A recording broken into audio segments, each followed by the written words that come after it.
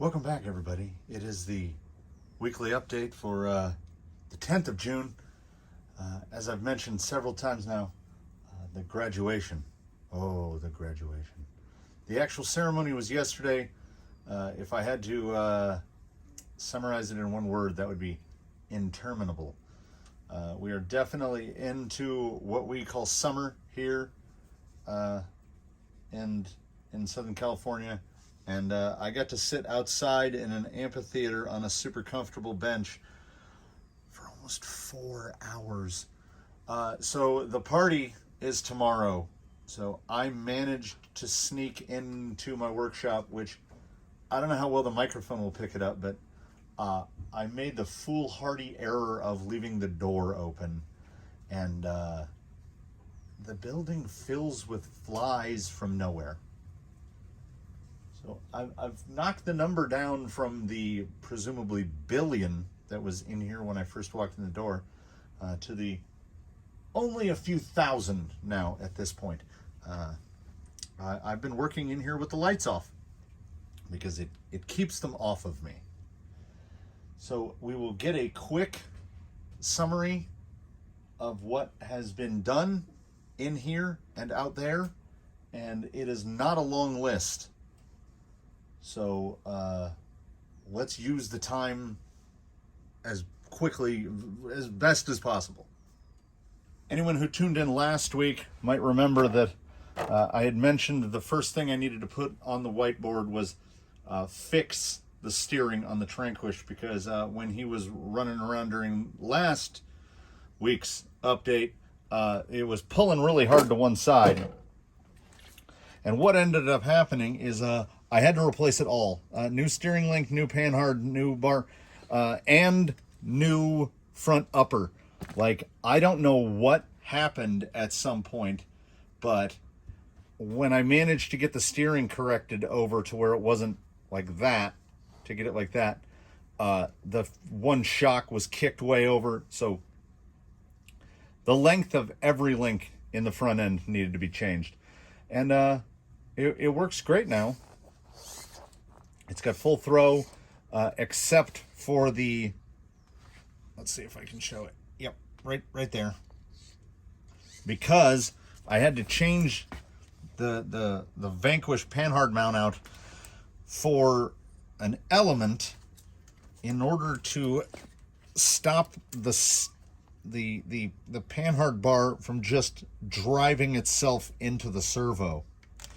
So I think that's a TRX4 Vanquish problem. Like, the two of them don't necessarily want to play super great together. I was using the actual specifically, I believe Vanquish sells it, the steering link and panhard for TRX4 axle on VS410 chassis, and neither of them worked. So whatever I did, I think I unredid it, because this guy works fine now.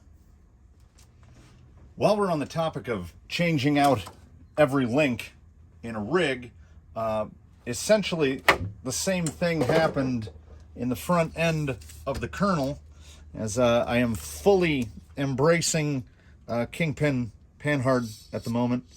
Like, I thought there would be so much bump steer.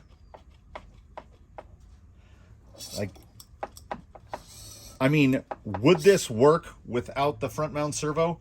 Absolutely not. Still fiddling with the shock positions. Now suddenly the rear end feels pretty good. The front end still feels slightly underdamped, but I laid the shocks down a little more. And I honestly don't have links that perfectly fit the steering or the panhard, but it's better. Like, he's a lot better.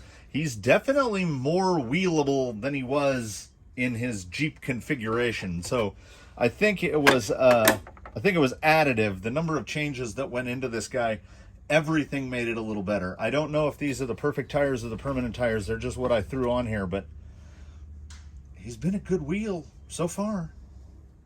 The only guy I actually got to do any proper wrenching on, like getting stuff done that I wanted to do, was to extricate this 1200 kV Hobbywing Fusion, and I just had a full intention to just go on the internet and buy another one. But apparently, and this is just me speculating, but when Hobbywing made their deal with Spectrum, there must be some sort of exclusivity thing in place, because basically the 1200 and 1800, the non-pro, like the ones where there's no Spectrum version, they don't exist anymore. Like one day they were on Amazon and they were on eBay and they were on AMain, and now they're just gone. No more 1200s, no more 1800s. There's the 1400s and the 2300s, and the 2300s came in stock for about 15 minutes. So I wanted a 1200 anyway.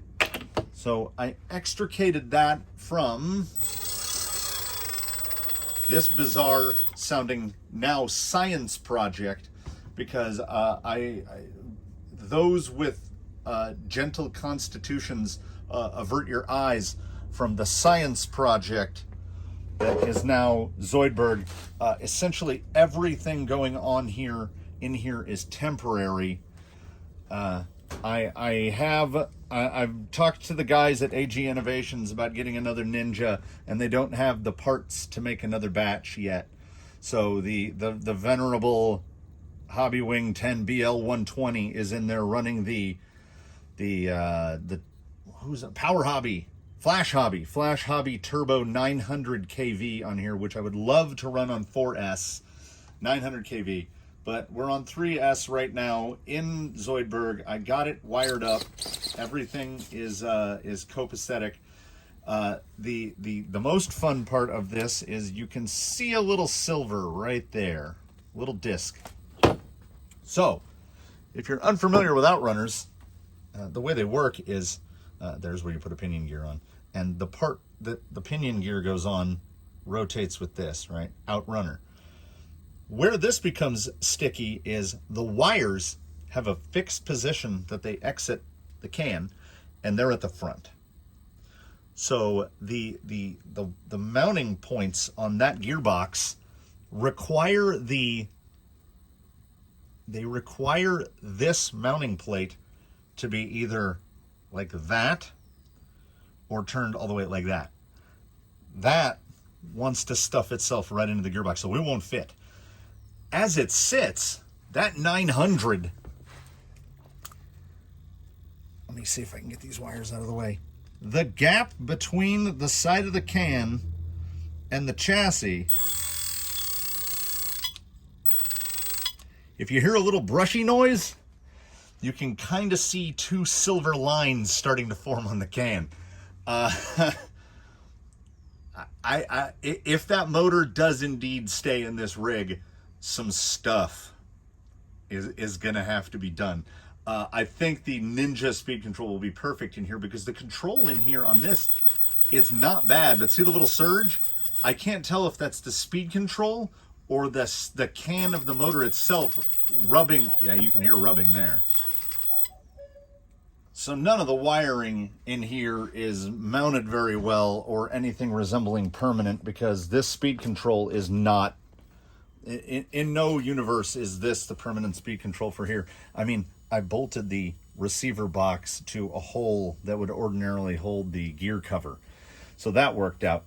I have also switched to, I put the Desert Lizards on there and moved them to a higher position, so it essentially sits the way it did before. It felt like it was going to limit the travel, but if anything, there might be too much travel. But I have not driven it in this configuration at all. I simply haven't had the time. And despite the fact that it's 95 degrees outside, I'm still gonna. So all that mess and nonsense was to get this guy out, the 1200. And I have a Flash Hobby 45 kg, which is the same servo I'm running in the Rift. And I'm really happy with it.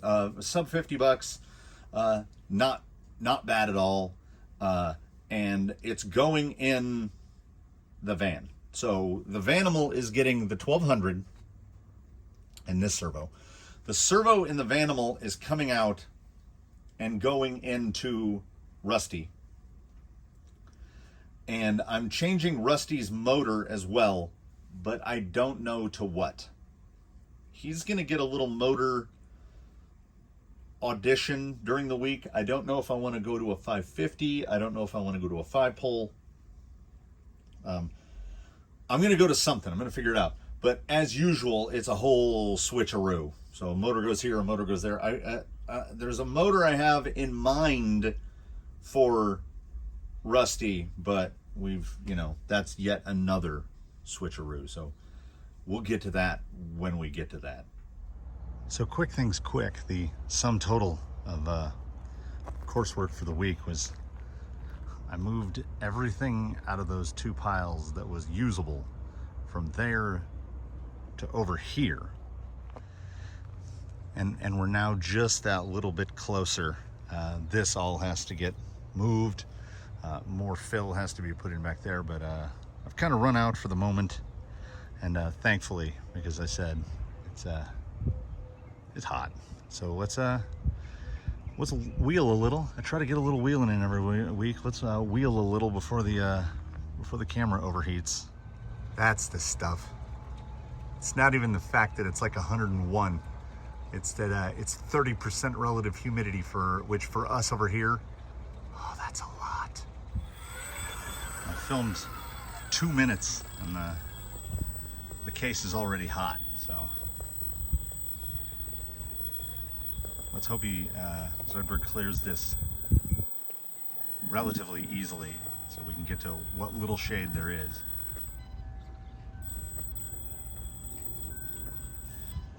Yeah, there's just, here's the thing.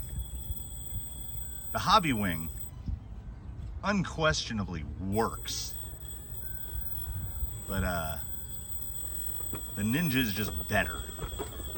Like there's, this lacks some fidelity that I can't blame it for lacking it. Like why would it, who's gonna hook an Outrunner up to a $47 basic censored speed control? But hey, still Zoidberg getting stuff done.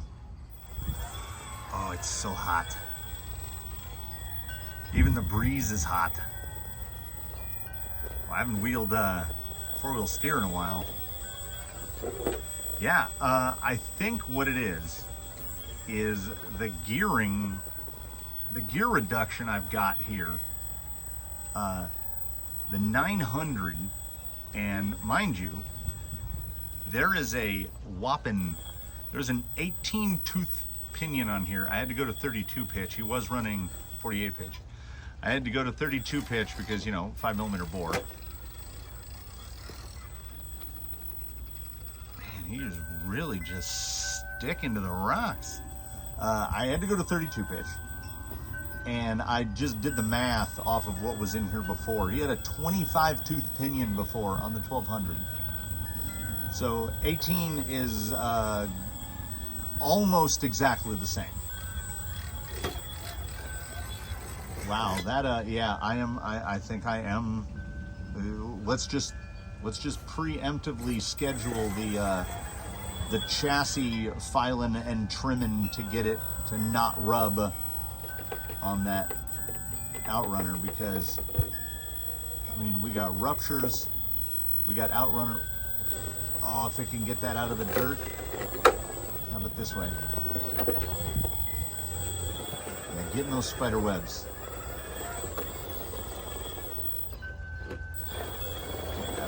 We got chassis low.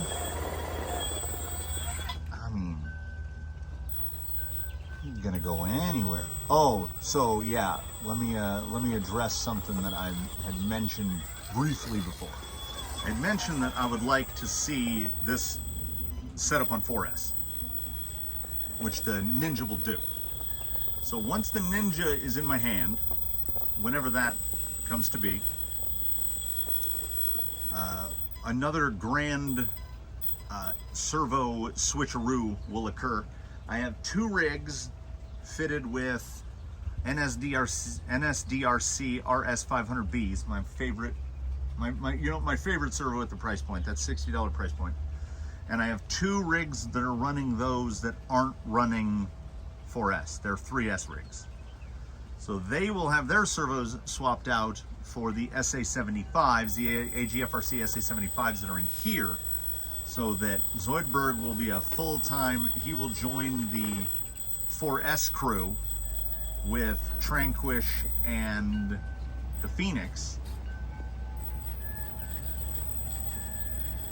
Yeah, it just, like, it's not actually that bad, but I mean, the level of control just isn't there with what the Ninja will do. But I think this 900 kV in here is absolutely great. Like, obviously it's not a drag brake, it's an electric anchor. No matter where you want to stop, you can just stop there. Yeah, I'm also really impressed with these Flash Hobby motors, as they are not expensive. They are not, I should definitely mention, they are not RTR.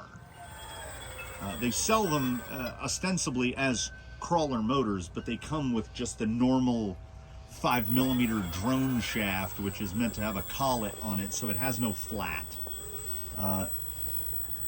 It's not really a problem if you have some basic tools.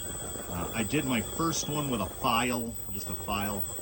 Then I found one of the little like tan colored stones for a Dremel. I have the one that's like large and flat. And I just kind of slowly just work along it and carve in a flat for the grub screw on the pinion gear.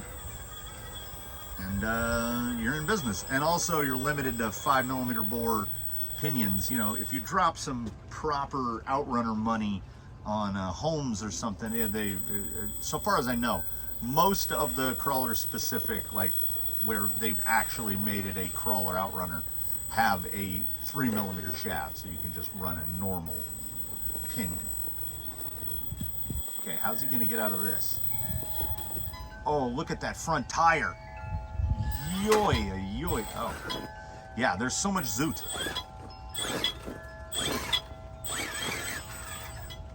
Man, look at that. No steering, just. He's got the ground clearance, he's got the steering, he's got a motor rubbing viciously against the side of the chat. Listen to that. Oh, that's not great. All the anodization is going to be off the can of that motor within just a couple times driving this. I got to tell you, Al, you don't know how good it feels to just sit down on my bucket seat, my bucket chair. Oh, side note, do you know how hard it is to Google search for bucket chair or bucket seat? Because, you know, like that's what they call those things in cars. But they make this little, like, this is my favorite thing. They make this little guy that goes on the top of a bucket, and unfortunately they make it to where it just sets on top of the bucket so you can't pick it up. So I just drilled holes in it and put zip ties. But this is my guy. Like, sitting down and wheeling that's luxury, my friends. So now I lost where I was going before that. Oh, just how good it is, how good it feels after this particular week to just sit down on the old bucket seat and just wheel around on some rocks before every electronic object overheats. Because I have done no wheeling since I did I managed to do that whole hair buns versus Proline knockoff dual stage. I think that was 4 hours total. Film, edit, done, upload, everything. That took the course of most of a day, but you know, finding 4 hours to do stuff in this week, and the work is still nowhere near done. But yeah, ordinarily I film Saturday mornings, or try to, and I don't think that's gonna happen. So me and the wheeling crew, we hope you had a good past week. We hope you have a good upcoming weekend.